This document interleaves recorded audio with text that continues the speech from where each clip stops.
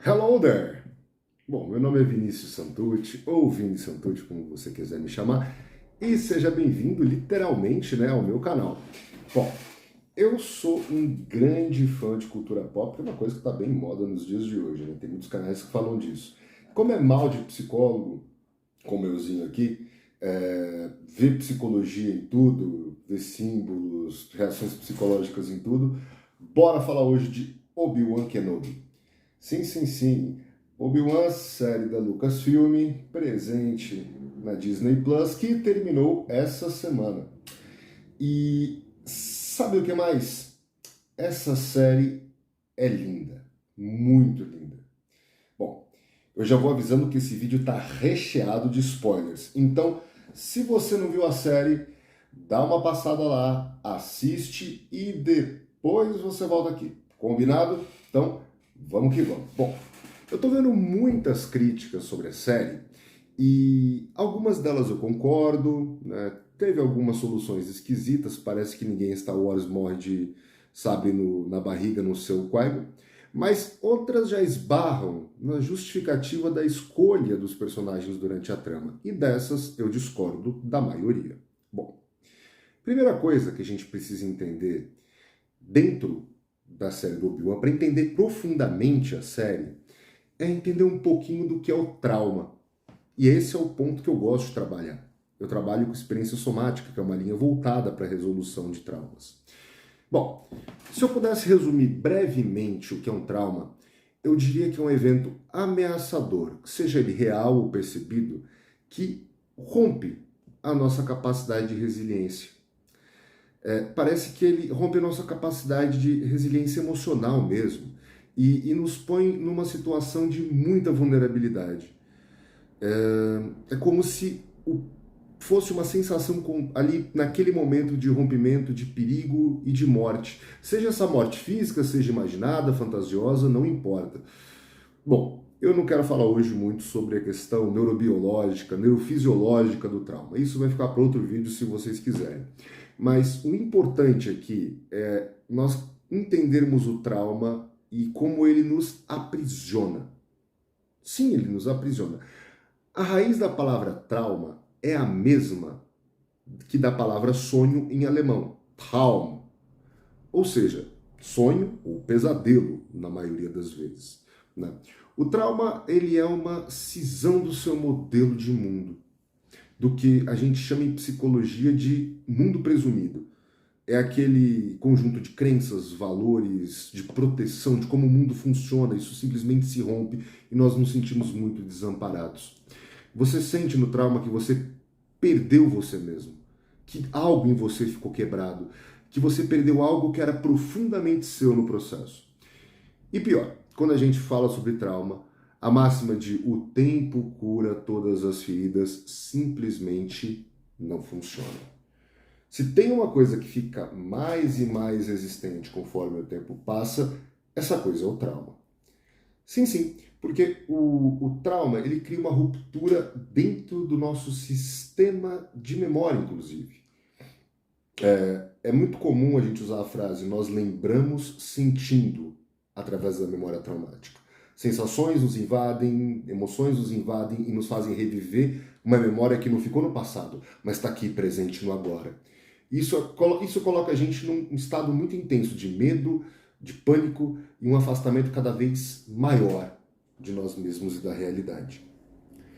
Bom, é assim que a gente encontra o Obi-Wan ali no começo da série em Tatooine, né? De um lado ele está buscando sobreviver, tem a missão de treinar o menino ali, o Luke, num futuro distante, né? E ele também está naquela situação de buscar encontrar um sentido, ou pelo menos fugir do que ele passou, né? Não apenas é interessante analisar que o Obi-Wan está afastado da força, ele não está numa coisa só de não chamar atenção para si, mas tem ali uma coisa dele carregar o trauma da queda da Ordem Jedi, da República, lembrar as atrocidades cometidas pelo antigo aprendiz dele, o Anakin, o peso de pensar que esse mesmo Anakin matou um monte de Jedis de dentro para fora, matou crianças, Do dia para a noite, todo mundo do Obi-Wan ruiu. Ele experimentou um estado de horror. E horror é um dos pontos mais altos na escala de ansiedade. É como você presenciar uma realidade que simplesmente esfacela o seu mundo interior. Isso aconteceu principalmente quando o Obi-Wan viu o vídeo, ali o holograma, do Anakin matando seus amigos, inclusive os Younglings no templo. Ele experimentou esse horror ao ver que o Anakin havia se corrompido.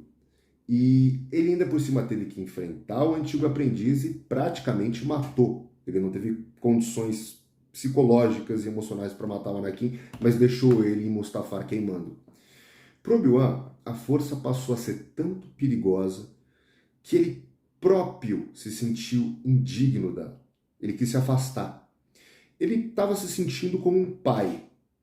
Assim, sabe aquele pai que injustamente se sente responsável pela queda do seu filho? Ele estava se sentindo muito assim com o aprendiz dele, né? Bom, aqui a gente entra numa espiral perigosa que o trauma impõe para quem é traumatizado. Confundir arrependimento com remorso. Presta atenção porque isso é muito importante. O arrependimento, e isso é importante para a nossa vida, o arrependimento ele promove um senso de dor, sim, mas é um senso de dor seguido de uma vontade de correção, de fazer diferente, de melhorar. Já o remorso, como o próprio nome diz, é um ato de se remoer, se remorder, ficar dobrado sobre as próprias feridas, se afastar do mundo, se fechar no próprio casulo, né? A gente fica preso no tempo, o tempo para de passar, metaforicamente falando. Estamos fugindo das memórias traumáticas que nos torturam e que são inevitáveis. A gente lembra aquilo que a gente falou no começo do vídeo. No trauma, a gente lembra mais pelo sentir, pela invasão desse sentir, do que pelo que nós de fato pensamos.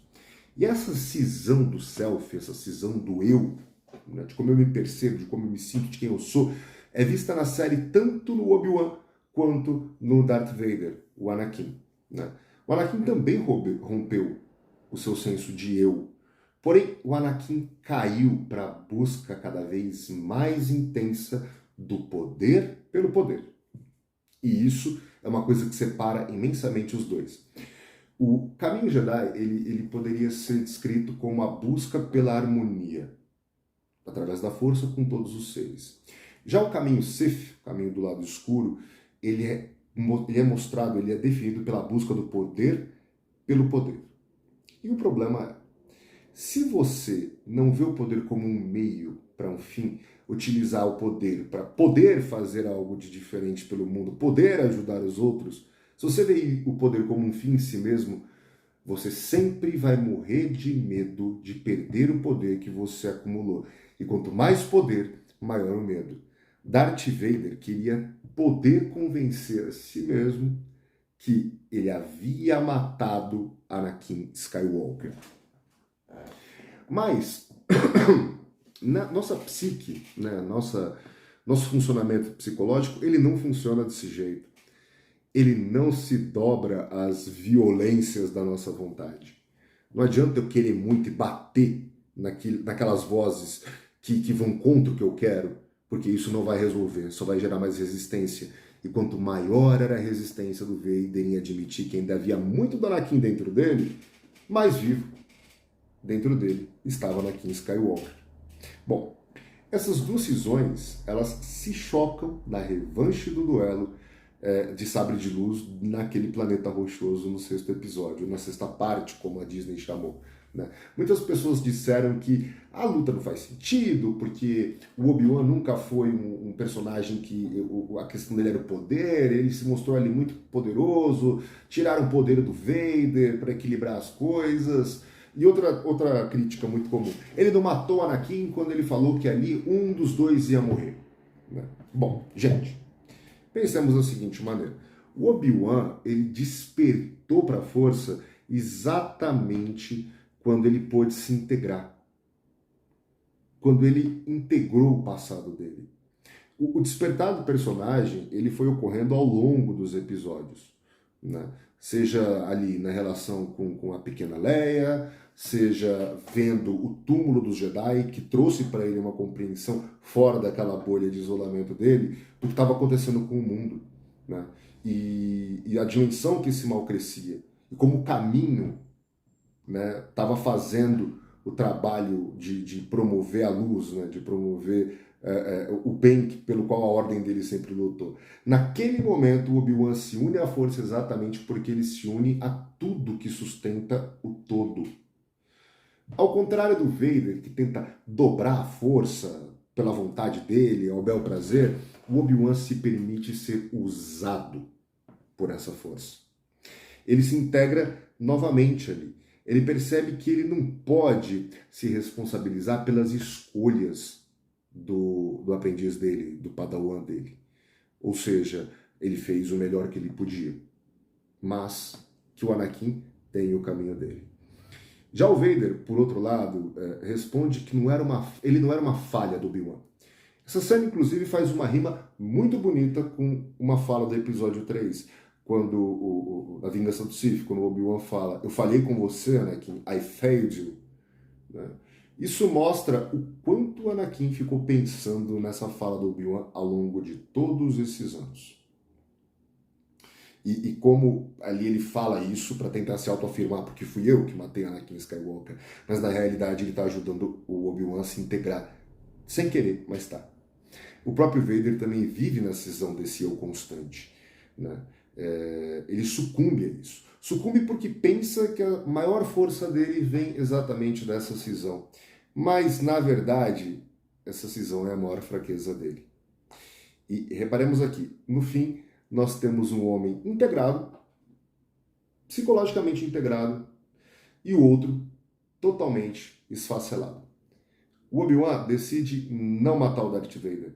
E eu acredito aqui que nem cabe ter crítica. O Obi-Wan sabia, primeiro de tudo, que não existe essa coisa chamada vácuo de poder.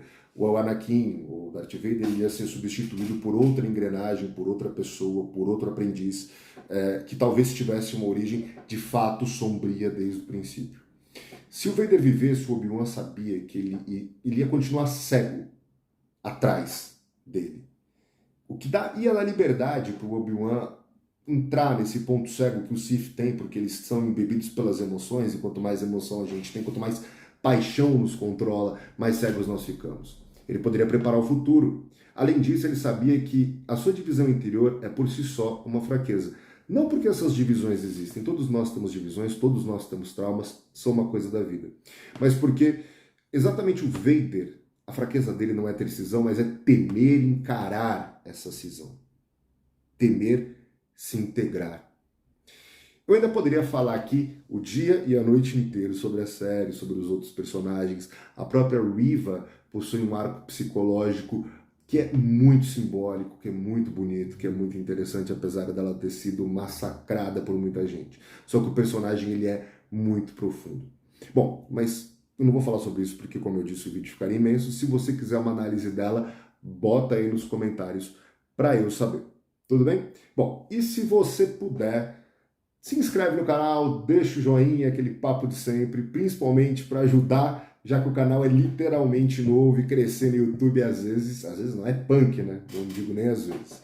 Bom, espero que você possa assistir o vídeo, curtiu, indica para alguém, se inscreve, eu vejo você no próximo vídeo, coloque sugestões nos comentários e me despeço com um forte abraço. Até a próxima, pessoal. Tchau, tchau.